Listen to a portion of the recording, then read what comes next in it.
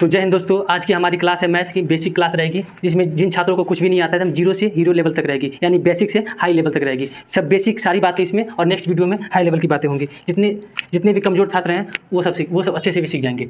तो हम बिना किसी देरी की वीडियो करते हैं स्टार्ट।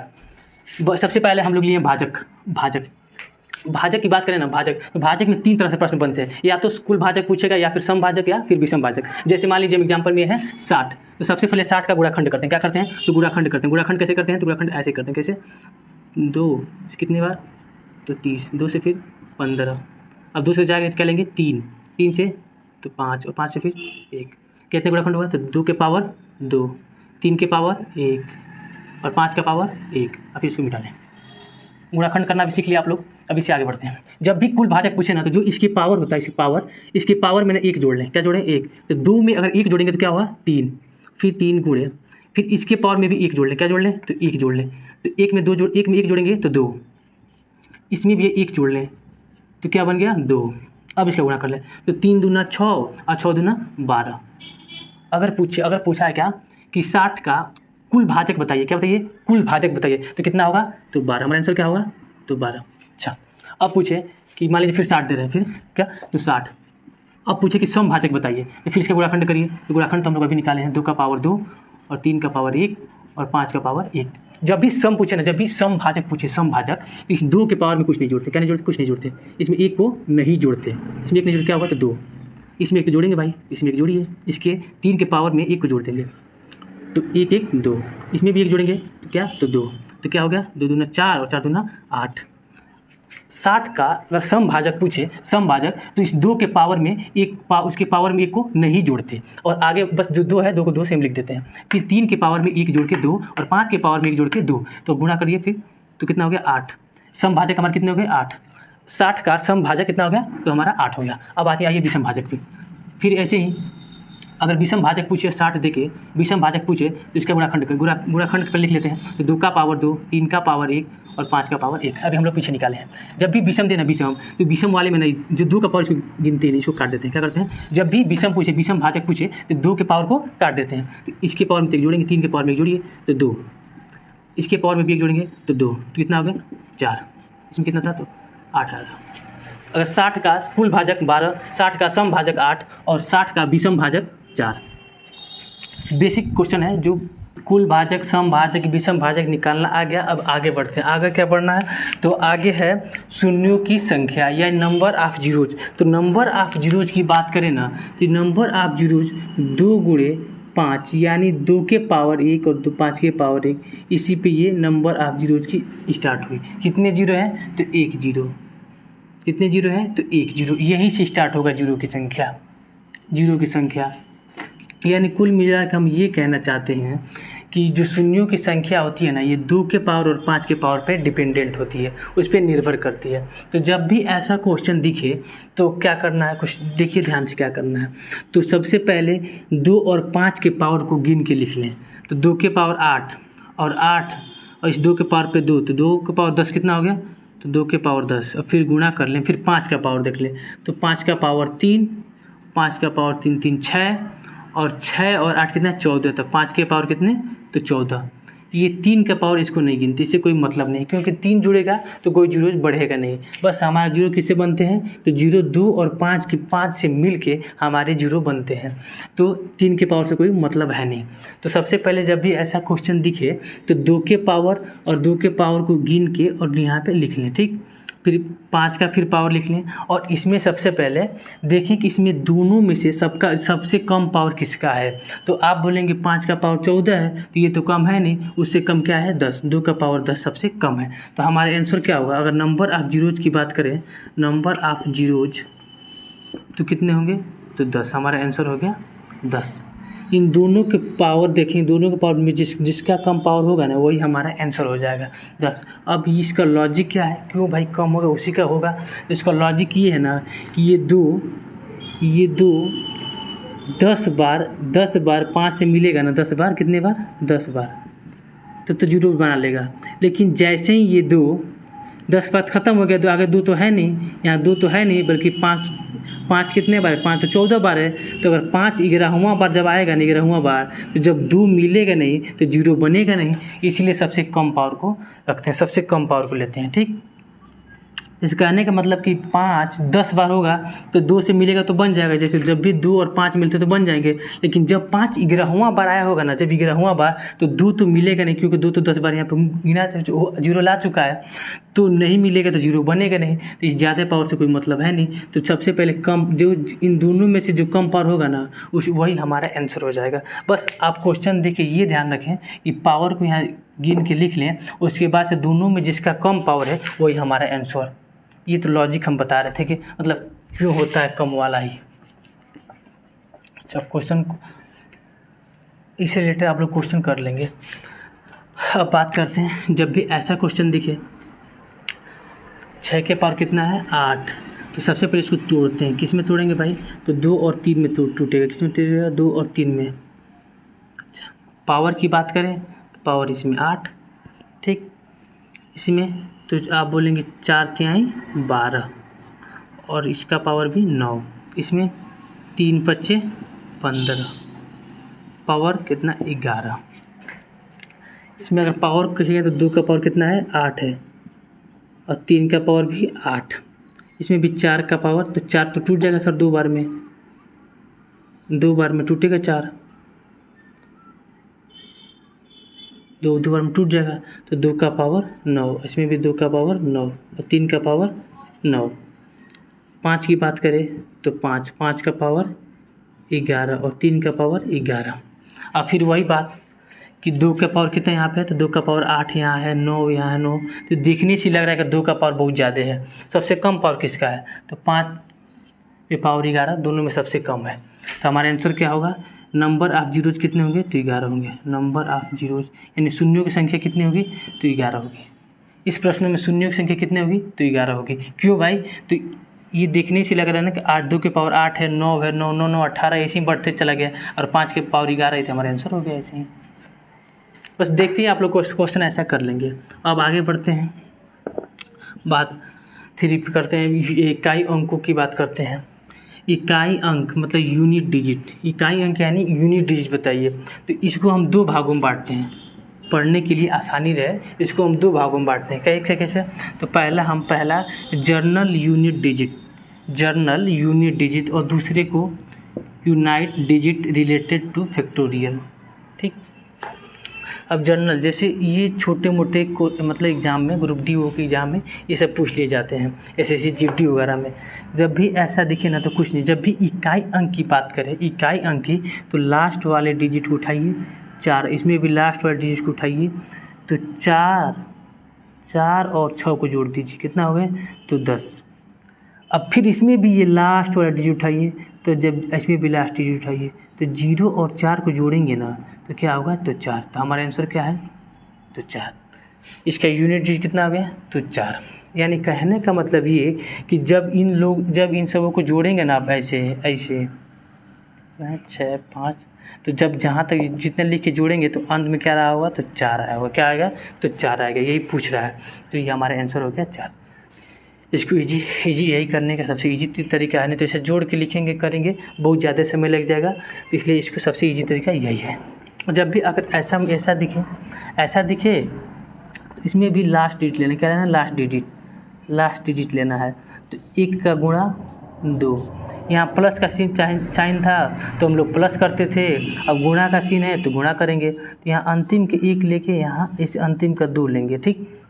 फिर उसके बाद से इस अंतिम को लेंगे भाई 4, अब फिर इसमें अंतिम लेंगे 6, तो 2 इकंजा 2, 4 दूना 8, 8 छके 48, कितना हो गया? तो 48। तो हमारा क्या बताना? यूनिट डिजिट कितना हो गया? तो 8 हमारा क्या हो गया? आंसर हो गया। यूनिट डिजिट 8 हमारा आंसर हो गया।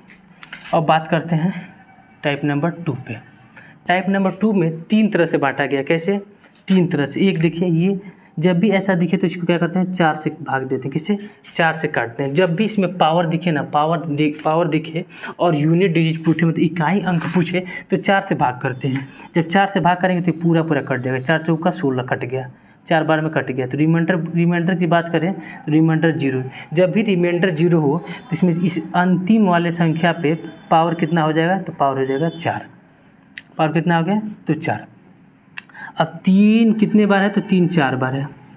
तो देखिए करने का आसान तरीका, या तो आप 3 का पावर याद रहे, तो अगर नहीं भी याद है तो ऐसे करिए, 3 त्रिका 9, 9 त्रिका 27, फिर 27 का अंतिम डिजिट लेके गुणा करा दीजिए, 7 त्रिका 21, 21 का 1, 21 का 1, यानी 1 हमारा क्या हो गया, आंसर हो गया। 1 क्या हो गया, आंसर हो गया। अब इसमें भी फिर पावर दिखा है तो क्या करेंगे, 4 से भाग करेंगे। क्या करेंगे, 4 से भाग करेंगे। जब 4 से भाग करेंगे 4 चौका 16, इसमें रिमाइंडर क्या बच गया, 2। जब 4 से 8 बांटेंगे कितना बच गया, 4। जैसे देखिए ऐसे करिए, नहीं समझ में आ रहा तो ऐसे करिए। तो 4 चौका 16, रिमाइंडर कितना बच गया, 2 बच गया। जब 2 बच गया रिमाइंडर, इसकी अंतिम संख्या 2 को लेके और पावर क्या लिखेंगे, जो रिमाइंडर बच गया ना उसी को पावर लिख लें। ठीक, तो 2 का पावर 2 यानी कितना हो गया, 4। तो हमारा आंसर 4 हो गया, सिंपल। अब आगे बढ़ते हैं। ऐसे देखिए इसमें देखेंगे, ध्यान से देखते जाएंगे तो क्या इसमें 5 है, 5 यानी नो चेंज है। कितना है, तो 5 हमारा डायरेक्ट हमारा 5 आंसर हो जाएगा। कैसे, तो देखिए जब भी ऐसे 0 1 5 6, ये क्या है, नो चेंज है, नो चेंज।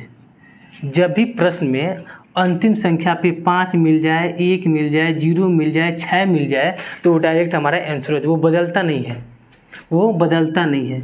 जब भी हमारे प्रश्न में 0 1 5 6 मिल जाए, अंतिम में अगर यूनिट डिजिट पूछे तो सेम का सेम आंसर लिख देंगे, सेम का सेम। जैसे मान लीजिए ऐसा हो 2 3 4 5, चाहे यहाँ पे 6 हो, अगर 6, अगर पावर में कुछ भी हो ना, पावर में कुछ नहीं करना, बस ये अंतिम लोग है ना 6, इन चारों में से कोई लोग डायरेक्ट हमारा आंसर हो जाएगा। तो 6 हमारा क्या हो गया, आंसर हो गया।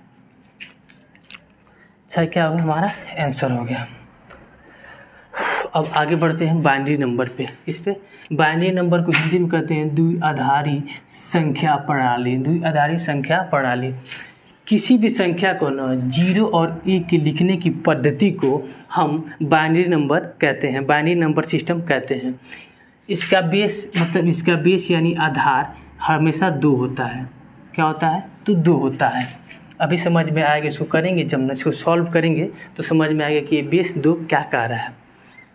अच्छा, ये बाइनरी नंबर आखिर बनाया क्यों गया? अगर इसकी बात करें कि क्यों बनाया गया, इसकी बनाने का मतलब क्या था, तो बनाने का मतलब ये है कि जब हम लोग मोबाइल में जो पासवर्ड लगाते हैं ना, मोबाइल में पासवर्ड इसी बाइनरी नंबर सिस्टम के द्वारा ये मतलब चलता रहता है, ये तो सबका पासवर्ड सेम नहीं हो जाता।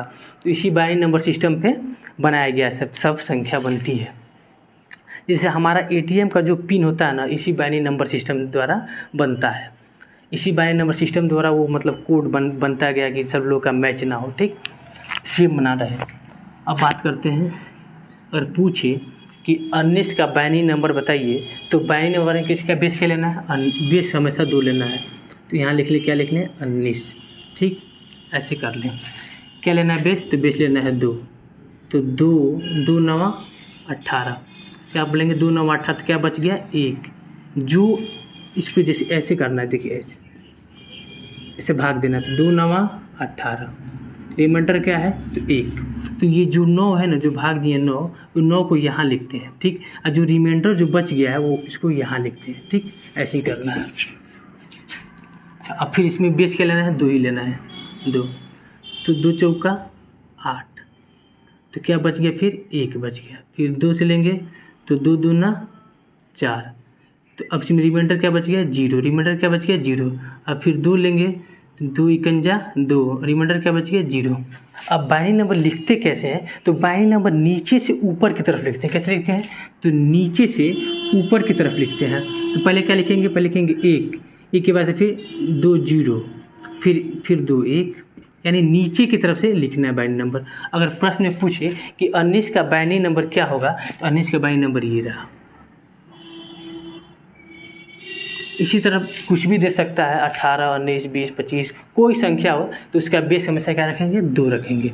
ये बाइनरी नंबर हो गया। अब इससे आगे प्रश्न पूछे जाते हैं कि अगर बाइनरी नंबर दे के क्या पूछे, संख्या पूछ ले, क्या पूछ ले, तो बाइनरी नंबर दे के और पूछे कि ये बाइनरी नंबर जो है किस संख्या का बाइनरी नंबर है, किस संख्या का बाइनरी नंबर है, तो देखिए कैसे करना है। उसको करने के लिए सबसे पहले जान लें, ट्रिक जान लें। तो सबसे पहले एक का डबल 2, 2 का डबल 4, 4 का डबल 8, 8 का डबल 16, 16 का डबल 32, 32 का डबल 64। यहाँ तक आपका काम चल जाएगा। इसे डबल करते जाए, आगे आगे लिखते जाते हैं, ठीक। तो बाइनरी जैसे जब भी यहाँ इतना लिख लें, 1 का डबल 2, 2 का डबल 4, 4 का डबल 8, और यहाँ पे बैठाते जाएं।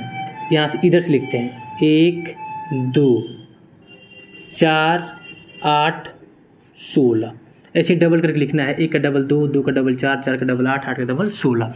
अब जो जीरो है ना उसको काट लें, जिस पे जीरो वाले उसको काट लें।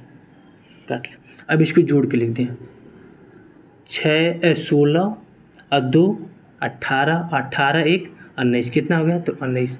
कहने का मतलब ये जो बाइनरी नंबर है ना, ये जो बाइनरी नंबर है ये किसका है? तो 19 का है। किसका है? तो 19 का। देखिए हम निकाले थे यहाँ पे, इतना निकला था ना। अब देखिए इससे इस बाइनरी नंबर से क्या निकल गया? 19 निकल गया। जैसे यहाँ लिखे थे, इस बाइनरी नंबर से क्या निकल गया? तो 19 संख्या निकल गई हमारी। ऐसे जब भी कुछ भी बाइनरी नंबर दे और पूछे तो ऐसे इस पे बैठाते जाएंगे। जैसे यहाँ पे लिखते जाएंगे 1 डबल 2 4, कि पीछे से लिखना है, 1 से डबल करते हुए लिखते जाना है, ठीक। अब बात करते हैं फ्रैक्शन। फ्रैक्शन का हिंदी क्या होता है? भिन्न। क्या होता है? तो भिन्न।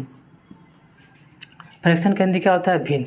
और भिन्न कैसे होते हैं? तो भिन्न ऐसे होते हैं 3 4, 4 16, 4 नहीं तो कट जाएगा, हाँ 4 16 भी हो सकता है, 4 16 भी हो सकता है, 17/18। यानी कहने का मतलब जो संख्या बट्टा में है उसको हम फ्रैक्शन में कहते हैं। जो संख्या बट्टा में उसको हम क्या कहते हैं? फ्रैक्शन कहते हैं, ठीक। अच्छा, अगर मिक्स फ्रैक्शन इसको कहते हैं, देखिए